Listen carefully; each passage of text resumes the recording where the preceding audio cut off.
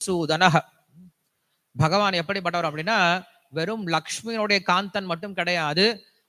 செல்வத்தை சேர்த்தா மட்டும் பத்தாது, அந்த செல்வத்தை என்ன பண்ணவங்களுக்கு பாதுகாக்கவும் தெரியணும்.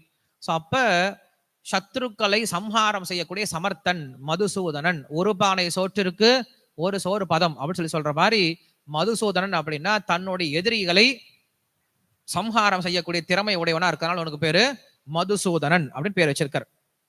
இன்னொருத்தன் கொடுக்குறாரு சூதன அப்படின்னா பிறப்பு இறப்பு அப்படின்ற சக்கரம.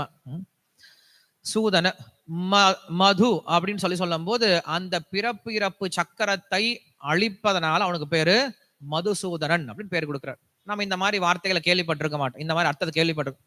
மதுசூதனன் அப்படின்ற மது கைட்டவன் அப்படின்ற அசுரனை கொன்றவன் அப்படின்னு நமக்கு தெரியும். ஆனா என்ன சொல்றாரு, பிறப்பிறப்பு சக்கரத்தை அழிப்பதனால அவனுக்கு பேரு மதுசூதனன் அப்படின்னு சொல்றாரு. இன்னொரு அழகான அர்த்தத்தை கொடுக்கிறாரு. மது அப்படிங்கிறது இனிப்பு இல்லையா, மது அப்படின்னா ஸ்வீட்னஸ். ஸோ இந்த உலகத்துல புண்ணிய காரியங்கள்லாம் ஒரு ஆத்மாக்கு எப்படி இருக்கும், எப்பயுமே இனிப்பு இல்லையா, நமக்கு சந்தோஷத்தை கொடுக்கக்கூடியது. ஸோ பகவான் என்ன பண்றாரு அப்படின்னா நம்முடைய புண்ணிய கர்மங்கள் எல்லாத்தையும் என்ன பண்றாரா, அழிச்சார். நம்ம பொதுவாக கேள்விப்பட்டிருக்கோம், பகவான் நம்முடைய பாவத்தை எல்லாம் நீக்கிறார், பாவத்தை எல்லாம் நீக்கிறார், பாவத்தை எல்லாம் நீக்கிறான்னு சொல்லி புண்ணியத்தை பகவான் புண்ணியத்தையும் நீக்கிறாராம். ஐயோ புண்ணியத்தை நீங்கன்னா எங்க போறது அப்புறம் அப்படின்னு சொல்லிட்டு ஒரு கேள்வி கேட்பார். ராமாயணத்துல ராமர் லக்ஷ்மணன் சீதா 3 பேர் என்ன பண்றாங்க, காட்டுக்குள்ள போயிட்டு இருக்காங்க. போயிட்டு இருக்கும் போது தூரமா இந்திரனுடைய விமானத்தை பாக்குறாங்க. இந்திர விமானம் போயிட்டு இருக்கும்போது ராமர் சொல்றாரு சீதை கிட்ட, ஹே சீதே அங்க பாரு இந்திர விமானம் போயிட்டு இருக்கு, அங்க ஷரபங்கர் அப்படின்னு ஒரு ஆசிரமம் இருக்கு, ஷரபங்கர்னு ஒரு ரிஷி இருக்கார்.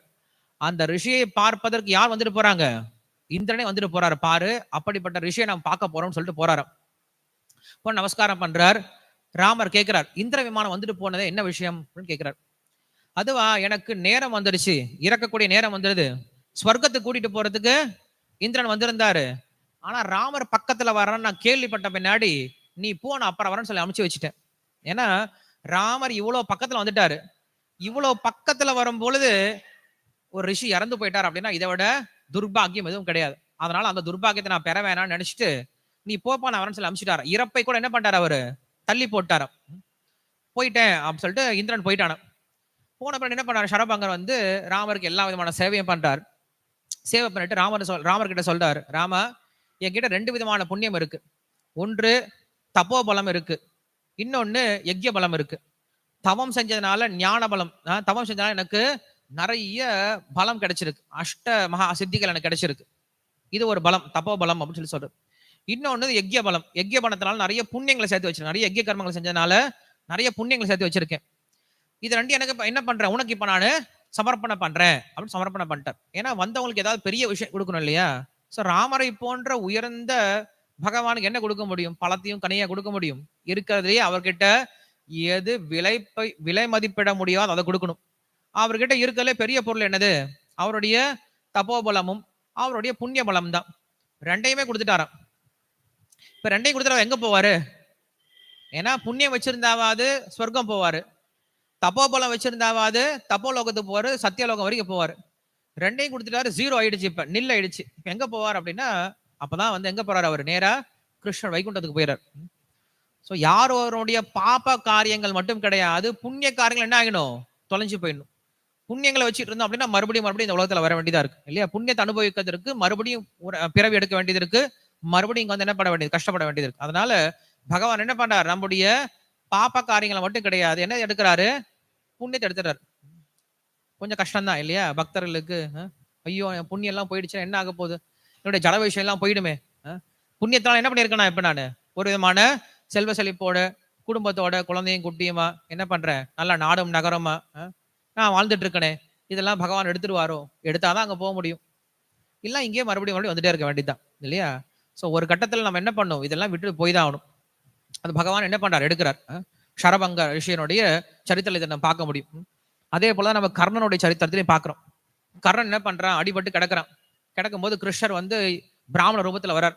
வந்து எனக்கு யாசகம் கொடு, எனக்கு பிச்சை கொடுன்னு கேட்கிறார். கர்ணன் கேட்கிறான், கொஞ்சம் முன்னாடி வந்திருக்கலாமேப்பா, நான் நாட்டையே கொடுத்துருப்பேனே, நானே இறந்து போயிட்டேன், இறந்து போகிற சமயத்துல என்ன கொடுக்க முடியும், என்கிட்ட ஒண்ணுமே இல்லையே அப்படின்னு சொல்லி சொல்றான். இல்ல உங்ககிட்ட இருக்கு, என்ன இருக்கு, நீ பண்ண புண்ணியம் எல்லாம் எனக்கு கொடுத்துரு அப்படின்னு சொல்லிட்டார். பண்ண புண்ணியம் எல்லாம் கொடுத்துட்டு அவன் எங்க போறான், கடைசி வரைக்கும் கிருஷ்ணர் விடல. அவனை சாகடிச்சும் விடல இல்லையா? சாவடிச்சும் கெடுத்தும் என்ன சொல்றது, செத்தும் கெடுத்தாண்ட ஆண்டின்னு சொல்லுவாங்க. அது போல சாகும்போது கூட விடல. கடைசி வரைக்கும் வந்து என்ன பண்றாரு, போட்டு புளிஞ்சிடறார். புண்ணியத்தை கொடுன்னு சொல்லி கேட்கிறார். கேட்டோன்னு என்ன பண்ணிட்டான் கர்ணன், என்னுடைய புண்ணியம் வாங்கிக்கோன்னு சொல்லி கையில கொடுத்தான். கையில கொடுத்தானோ இல்லையோ கிருஷ்ணரால தாங்கிக்க முடியல. டக்குன்னு என்ன பண்ணிட்டாரு, உருவம் மாறி போயிடுச்சு. கழுத்துல துளசி மாலையோட நீலமேக சாலனாக பீதாம்பர தாரியாக கையில வந்து சங்கு சக்கர கதாபத்மத்தோட என்ன பண்றாரு, காட்சி கொடுக்கிறார். காட்சி கொடுத்தனே ஆஹாஹா எவ்வளவு அருமையான காட்சின்னு சொல்லிட்டு கர்ணன் வந்து கண்ணில் தண்ணீர் விடுறான்.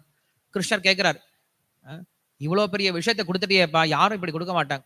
இறக்கும் போது கூட ஒருத்தன் புண்ணியம் சேர்த்துட்டு போறான், அந்த புண்ணியத்தை கூட நீ கொடுத்துட்டியேப்பா, உனக்கு என்ன வரம் வேணும் கேளு, நான் கொடுத்துட்றேன் சொல்றேன்.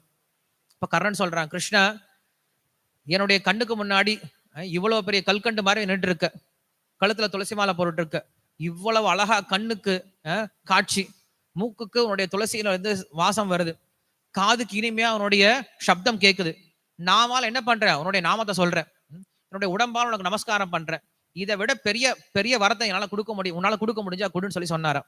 சொன்ன உடனே கிருஷ்ணர் நினைச்சிட்டார், இதுக்கு மேல ஒன்னும் கொடுக்க முடியாதுன்னு சொல்லிட்டு என்ன பண்ணாரு, கிருஷ்ணர் கூட்டிட்டு போயிட்டார். ஸோ அப்ப புண்ணிய கர்மத்தை என்ன பண்ணிட்டான், விட்டுட்டான். புண்ணிய கர்மத்தை விட்டா மட்டும்தான் அங்க போக முடியும்.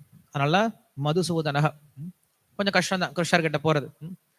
ஏன்னா புண்ணிய கர்மத்தை எடுத்தா நம்மளுக்கு வந்து வழி வர ஆரம்பிச்சு, ஐயோ இதெல்லாம் போகுதேன்னு என்ன அர்த்தம், நம்ம அங்க போறோம்னு அர்த்தம். போகுதே நினைச்சிட்டு இருந்தா நம்ம இங்கே இருக்க வேண்டியதுதான். அதனால அவனுக்கு பேரு மதுசூதனக. நம்முடைய மதுவை போன்ற நம்முடைய இந்த உலக இன்பம் அப்படின்னு சொல்லக்கூடிய புண்ணிய கர்மத்தை எடுக்கிறதுனால அவனுக்கு பேரு மதுசூதனக அப்படின்னு சொல்றார். அதே போல தன்னுடைய பக்தர்களுடைய எதிரிகளை துளைத்து தன்னையே கொடுக்கறதுனால அவனுக்கு பேரு மதுசூதனக அப்படின்னு பேர் சொல்றார்.